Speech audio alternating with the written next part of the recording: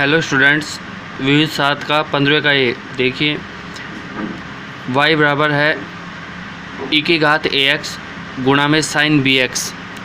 तब प्रदर्शित करो कि d2y by D X square minus 2a dy upon D X plus a square plus B square y बराबर 0। तो पता है आपको, इस प्रकार के सवाल करते हैं तो सबसे पहले जो y x का फलन दिया गया है इसका हम x के सापेक्ष अवकलन करके dy बाई डी एक्स निकालते हैं।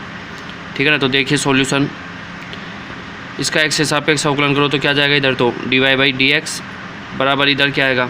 देखिए इधर भी x से सापेक्ष अवकलन करेंगे। अब इधर कैसे होगा x से सापेक्ष अवकलन, तो आप देख रहे हो दो फलन है और गुणे में है, तो इधर कैसे होगा अवकलन, uv के नियम से।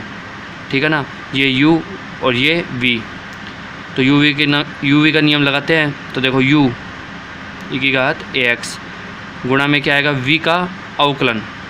अब v का अवकलन क्या, v का अवकलन मतलब साइन bx का अवकलन। ठीक है, अब साइन bx का अवकलन क्या होगा, तो साइन का तो क्या होता है कोस, और bx ऐसे कैसे आ जाएगा। ठीक है, और गुणा में फिर ये जो bx है इसका अवकलन हो रहता है, यहाँ जो फलन होता है उसका अवकलन हो रहता है। तो देखो bx का अवकलन क्या होगा, तो bx में आप देख रहे हो b तो अचर राशि है और x के गुणे में है, तो अचर राशि तो बाहर आ जाएगी। किसका अवकलन होगा, x का अवकलन होगा, और x का अवकलन x के सापेक्ष क्या होगा 1, तो b रह जाएगा। ठीक है, तो u ले लिया गुणा में v का अवकलन आ गया प्लस v और गुणा में u का अवकलन। u का अवकलन मतलब e की घात ax का अवकलन। अब e की घात ax का अवकलन क्या होगा, तो आपको पता है e की घात ax का अवकलन क्या होता है, e की घात ax ही होता है। ठीक है ना, e की घात ax का अवकलन क्या होता है, e की घात ax ही होता है, गुणा में फिर यहाँ जो फलन होता है उसका अवकलन हो रहता है। तो देखो इसका अवकलन क्या होगा, यहाँ क्या है ax, इसका अवकलन क्या होगा, तो a तो अचर राशि है बाहर आ जाएगी। किसका अवकलन होगा x का, वो कितना होगा 1, तो केवल कितना रह जाएगा, a ही रह जाएगा। ठीक है, तो इस प्रकार ये आ गया dy बाई डी एक्स। इसको सोल्व कर लेते हैं। dy बाई डी एक्स बराबर, देखो इन दोनों में से क्या कॉमन आ रहा है, e की घात x कॉमन आ रहा है, क्योंकि e की घात x इस पद में भी है और इस पद में भी है, तो कॉमन ले लेते हैं दोनों पदों में से। तो यहाँ तो क्या बचेगा, b कोस bx प्लस यहाँ क्या बचेगा, a साइन bx। ठीक है, ठीक है स्टूडेंट्स, तो y दे रखा था हमको x का फलन, अब हमने क्या निकाल लिया यहाँ से, dy अपॉन डी एक्स का मान निकाल लिया। अब देखो अब हम इसका वापस x के सापेक्ष अवकलन करेंगे तो हमारे पास क्या आ जाएगा, d2y by D X square आ जाएगा।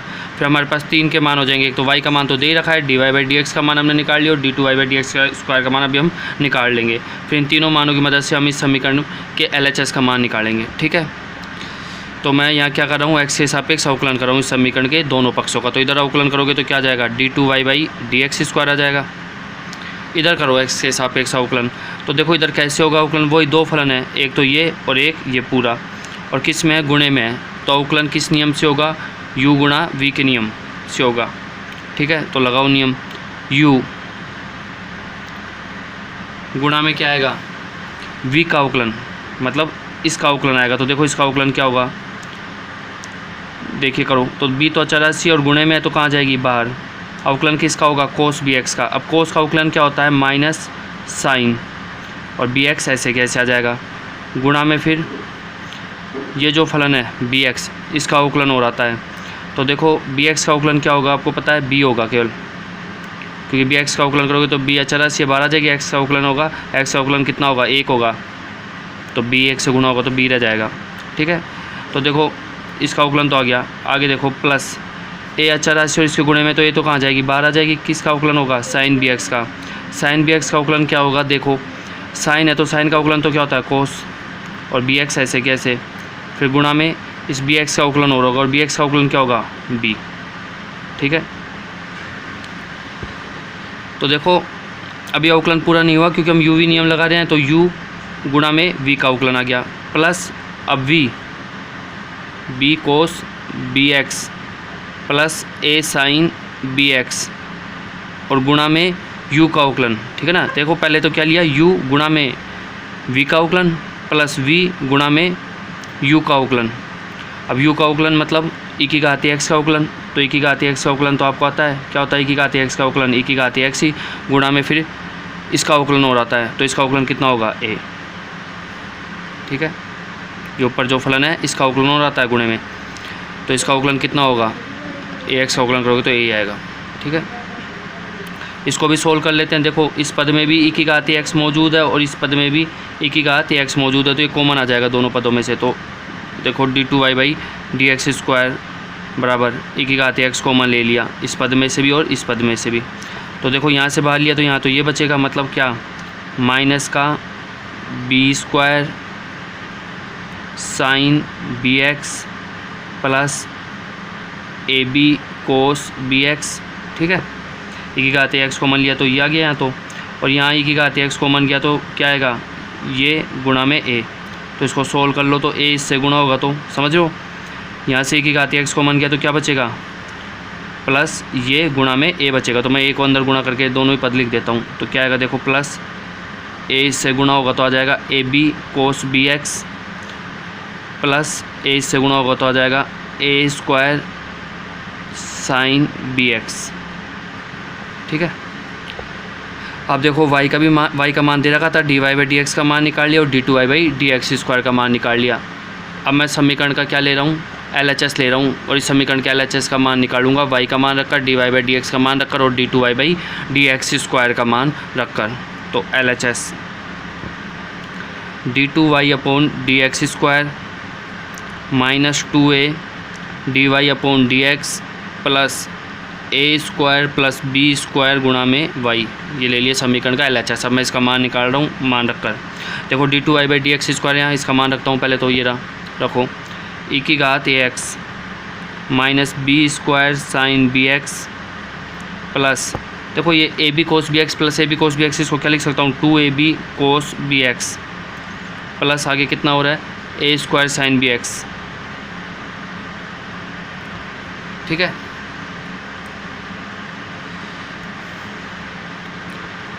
तो d2y/dx² था, उसकी जगह इसका ये मान रख दिया।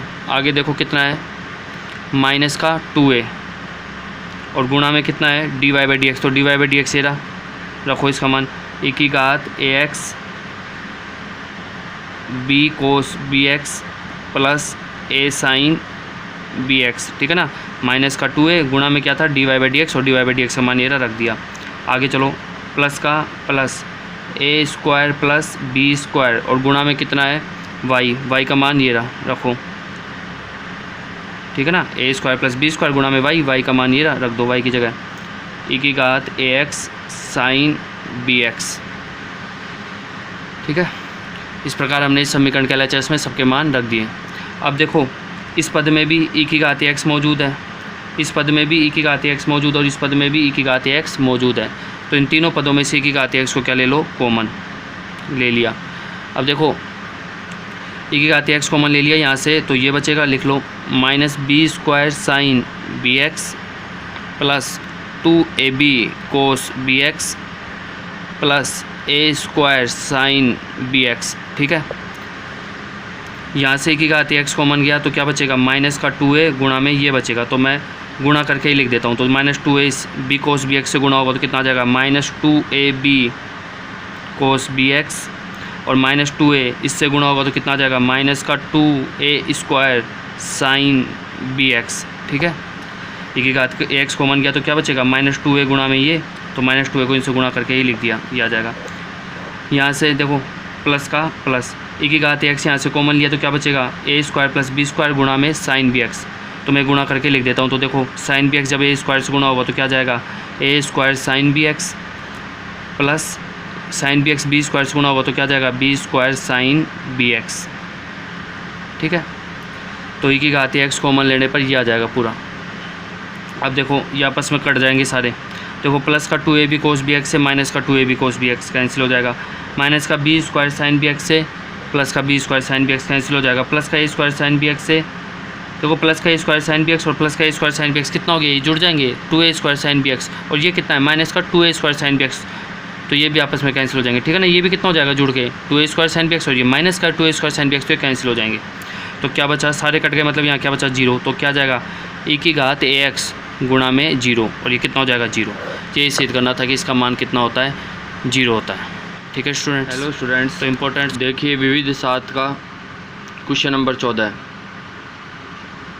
y बराबर साइन एक्स हो तो प्रदर्शित कीजिए कि d2y/dx² plus tan x into dy/dx plus y into cos square x बराबर 0। ठीक है, तो ये y x का फलन दिया गया है और हमें सिद्ध करना है कि ये फलन y इस समीकरण को संतुष्ट करता है। ठीक है, तो सबसे पहले यहाँ क्या करें, देखिए सॉल्यूशन। y बराबर दिया गया है साइन एक्स। ठीक है, अब यहाँ से हम dy/dx निकालते हैं, मतलब इसका क्या कर रहे हैं, x के सापेक्ष अवकलन। तो इधर तो आ जाएगा dy/dx, इधर करो x के सापेक्ष अवकलन। तो देखो आपको पता है साइन है तो इसका अवकलन क्या होगा, साइन x का क्या होता है कोस x, तो इसका अवकलन क्या हो जाएगा, साइन है तो क्या आएगा कोस, और ऐसे कैसे साइन x। ठीक है, गुणा में फिर यहाँ जो फलन होता है उसका अवकलन हो जाता है, तो इसका क्या होगा, इसका अवकलन, इसका होगा साइन x का अवकलन कोस x। ठीक है, तो ये आ गया dy/dx। अब देखो हमने इस प्रकार के और भी सवाल किए, 4-5 सवाल कर चुके हैं, तो उनमें बटे में कोई x का फलन आता था तो उस x के फलन को हम किधर ले जाते थे, पक्षांतरण करके LHS में ले जाते थे। ठीक है ना, लेकिन यहाँ आप देख रहे हो कि dy/dx निकाला पर बटे में कोई x का फलन नहीं है, कुछ नहीं है, एक है बटे में।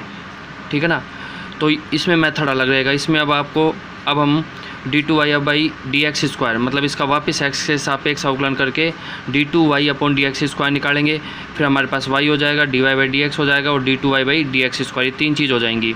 फिर इस समीकरण के LHS में इन तीनों के मान रखकर y dy/dx और d2y/dx² के मान रखकर और सिद्ध करेंगे। ठीक है, तो मैं यहाँ से अब क्या निकाल रहा हूँ, d2y/dx², इसका मैं क्या कर रहा हूँ, x के सापेक्ष अवकलन। तो इधर x के सापेक्ष अवकलन करोगे तो क्या जाएगा, d2y/dx²। ठीक है, इधर करो x के सापेक्ष अवकलन। अब इधर कैसे होगा x के सापेक्ष अवकलन, देखो दो फलन है और गुणे में है और आपको अवकलन करना है, तो कौन सा नियम लगेगा, u v वाला नियम लगेगा। ठीक है, तो ये तो u और ये v। ठीक है, तो लगाओ u v वाला नियम, u गुणा में क्या आता है, v का अवकलन मतलब कोस x का अवकलन, और कोस x का अवकलन क्या होगा, माइनस का साइन x। ठीक है, प्लस v और गुणा में क्या आएगा, u का अवकलन, u मतलब ये कोस साइन x है, इसका अवकलन। अब कोस साइन x का अवकलन क्या होगा स्टूडेंट्स, देखो कोस का अवकलन क्या होता है, माइनस का साइन x, तो x की जगह क्या जाएगा साइन x। ठीक है, और गुणा में फिर इसका अवकलन हो रहा है, यहाँ जो फलन होता है तो इसका अवकलन क्या होगा, साइन x का अवकलन होगा कोस x। ठीक है, तो u v सूत्र लगा दिए स्टूडेंट्स, u गुणा में v का अवकलन प्लस v गुणा में u का अवकलन। ठीक है, तो इसको सोल्व कर लेते हैं, d2y/dx² को, d2y/dx² बराबर, देखो माइनस तो आगे आ जाएगा, तो क्या जाएगा, माइनस आगे आ गया, माइनस कोस साइन x गुणा में साइन x। ठीक है, माइनस कोस साइन x गुणा में साइन x, और यहाँ से भी माइनस आ गया जाएगा, तो माइनस देखो कोस x कितना हो जाएगा, कोस स्क्वायर x। ठीक है ना, तो माइनस कोस स्क्वायर x और गुणा में साइन x। ठीक है, ये आ गया हमारे पास d2y/dx²। तो स्टूडेंट्स y बराबर साइन x दे रखा था, x के सापेक्ष अवकलन किया, dy/dx आ गया, फिर इसका वापस x के सापेक्ष अवकलन किया तो d2y/dx² आ गया। ठीक है, अब हम जो समीकरण दे रखा है उसका LHS लेते हैं, देखिए क्या है, d2y/dx² plus tan x into dy/dx plus y into cos square x, ये LHS। ठीक है, ले लिया।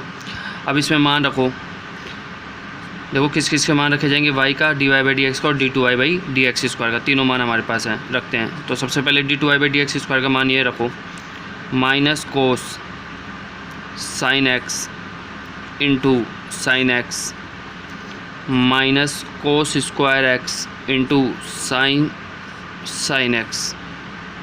ठीक है, d2y/dx² का मान ये रख दिया। आगे देखो क्या है, प्लस tan x, तो tan x की जगह क्या लिख सकता हूँ, tan x बराबर होता है साइन x बटा कोस x, ये रख दिया। गुणा में है dy/dx, इसका मान रखो, ये रहा dy/dx का मान, कोस sign x into cos x, ठीक है ना, ये dy बाई डी एक्स का मान रख दिया।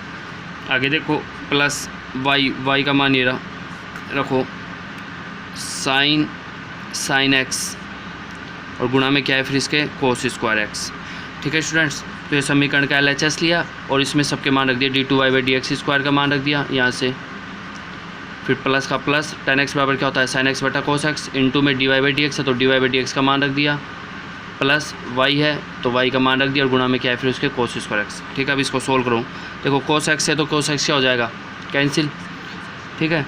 अब देखिए यहाँ देखो यहाँ है sine x cos square x plus का और यहाँ sine x into cos square x minus का, तो ये दोनों कट जाएंगे आपस में। यहाँ देखो यहाँ क्या बच रहा है sine x into cos sine x और यहाँ भी क्या है sine x into cos sine x, पर ये प्लस का है और ये माइनस का है, तो ये भी क्या हो जाएंगे कैंसिल हो जाएंगे, मतलब सारे कैंसिल हो गए आपस में, कितना गया 0, ठीक है। और यही हमको क्या करना था सिद्ध करना था, ठीक है स्टूडेंट्स। तो ये भी इम्पोर्टेंट सवाल है, कर लेना।